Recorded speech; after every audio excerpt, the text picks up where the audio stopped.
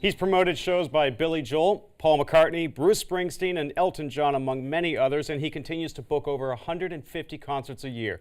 I'm Nathan O'Leary for Comcast Newsmakers at the Kent McCrae Television Studio at the University of Hartford. And here with us today is legendary concert promoter Jim Koplik. And thanks for joining us, Jim. My pleasure. Thank you. You are a legend.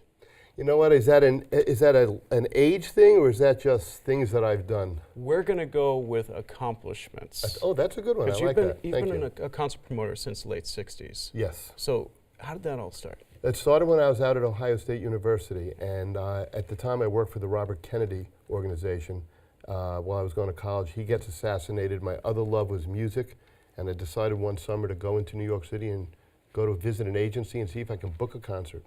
And you did. What was the first one? Steppenwolf.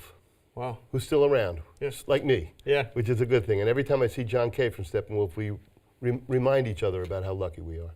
Looking back at all this, what are some of the most memorable concerts you've promoted? Well, certainly the Watkins Glen Festival up in Watkins Glen, New York in 1973 when we had 600,000 people. Yeah. I think the other one I would certainly put up there is the Paul McCartney show that I did at the then Hartford Civic Center, XL Center, back in 2001. Those were the two most memorable shows.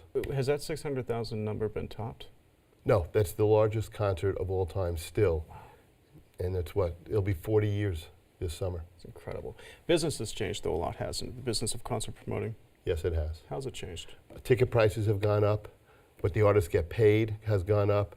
We're very much in the business of selling beer, parking. We sell boxes and premium seats. It's a much broader business. When I started, it was just one thing. You sell concert tickets.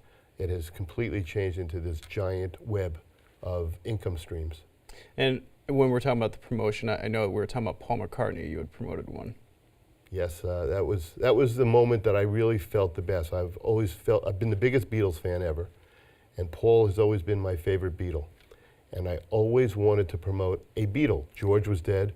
Ringo always played at Mohegan Sun, and obviously John was dead. And the opportunity came earlier this century, and I was able to promote Paul McCartney.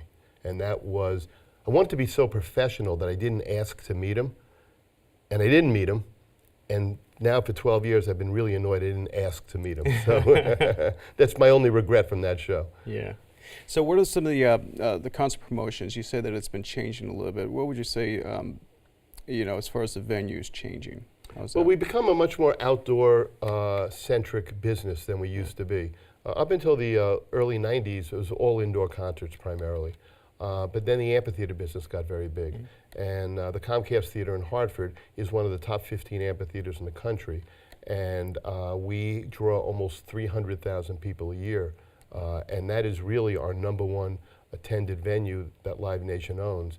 And Live Nation, the company I work for, is in the business of owning 40 amphitheaters throughout America, which Comcast is one of them.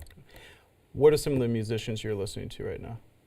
Well, the new musicians I listen to are Zach Brown, yeah, Maroon 5, and Bruno Mars. I think that's it. Yeah. The musicians that I've always listened to are the Beatles, Chicago, Crosby, Stills and Nash, the Allman Brothers, the Dead. I'm a pretty tried and blue hippie. Yeah. It remains that way. That's okay. That's agree. Okay. It's been working for you for all these years, right? I agree, Nathan. No problem. All right. Well, thank you very much, Jim Koplik, president of Live Nation. You're going to see him at a concert near you, of course. Thank you for joining us, and thank you for joining us here for Comcast Newsmakers. I'm Nathan O'Leary.